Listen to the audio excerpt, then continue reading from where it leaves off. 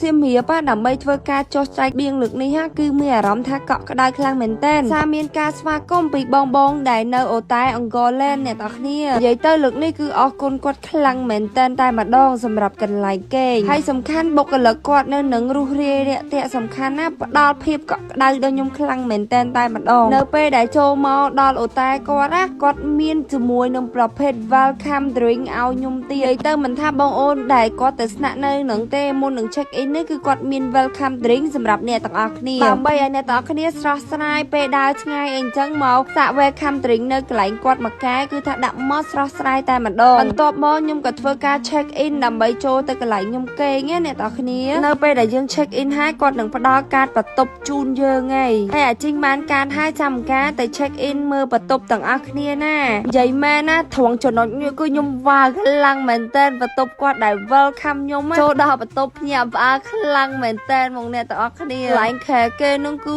មានឈ្មោះខ្ញុំហើយសំខាន់មានរូបថតខ្ញុំអមដោយផ្កាឈូកទៀតសំខាន់បន្ទប់ clean ស្អាតណាស់នៅពេលដែលចូលទៅមានទាំង veranda ហ្នឹងអ្នកទាំងអស់គ្នាពេលចូលទៅអ្នកទាំងអស់គ្នាមើលពីក្រោមមកគឺឃើញអាងទឹកដ៏ធំល្វឹងល្វើយតែម្ដងស្រឡះភ្នែកខ្លាំងមែនតើនៅពេលដែលបានមកគេស្នាក់នៅនឹងគឺមានអារម្មណ៍ថា enjoy relax ខ្លាំងមែនតើមកអ្នកទាំងអស់គ្នាសំបីតែបន្ទប់ទឹកក៏អនាម័យខ្ពស់ clean ដែរខ្ញុំទៅគេនៅនឹងហើយខ្ញុំ recommend អ្នកទាំងអស់គ្នាខ្លាំងមែនតើមកចូលមកដល់ពេលល្ងាចអ្នកទាំងអស់គ្នាខ្ញុំក៏ញ៉ាំជាមួយនឹងប្រភេទសាក្លោកដើម្បី relax enjoy អញ្ចឹងណាអ្នកទាំងអស់គ្នានិយាយទៅគឺ fresh ខ្លាំងមែនតើហើយក៏ជ្រៀតហែទឹកតិចតួចតែហែទឹកហ្នឹងឯងសំដែងឯងព្រោះអត់ចេះហែហងតែមែនណាខ្ញុំមកគេនៅអង្គរឡែននេះគឺខ្ញុំមានអារម្មណ៍ fresh ខ្លាំងបើសិនជាមានទុកកង្វល់អីគឺរំសាយនៅកន្លែងហ្នឹងអស់ហើយអ្នកដែលគាត់ចូលចិត្តអាងទឹកធំអីអ្នកទាំងគ្នាមកគេនៅអង្គរឡែនមកអត់ខកចិត្តទេអាងស្អាតធំល្អសំខាន់អ្នកទាំងគ្នា relax តែម្ដងនិយាយមែនខ្ញុំ recommend ហ្មងគឺ the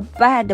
នេះគឺចូលដល់អាហារពេលព្រឹករបស់ខ្ញុំឯណាអ្នកទាំងគ្នាសម្រាប់គាត់ឯអ្នកដែលគាត់មកស្នាក់នៅហ្នឹងក៏មាន free breakfast ដែរសំខាន់ breakfast គ្រប់មុខនេះគឺឆ្ងាញ់គ្រប់មុខហើយអ្វីកាន់តែពិសេសទៀតនោះសន្តាគារអង្គរឡែនបានសហការគ្នាជាមួយនឹងបងអុកវ៉ាន់ដេដល់បងភាសឹកហើយនឹងបងប្អូនដែលគាត់ចុះទៅជួយបងភាសឹកដូចគ្នាដែលមានការ discount រហូតទៅដល់ 50% ជប់សិន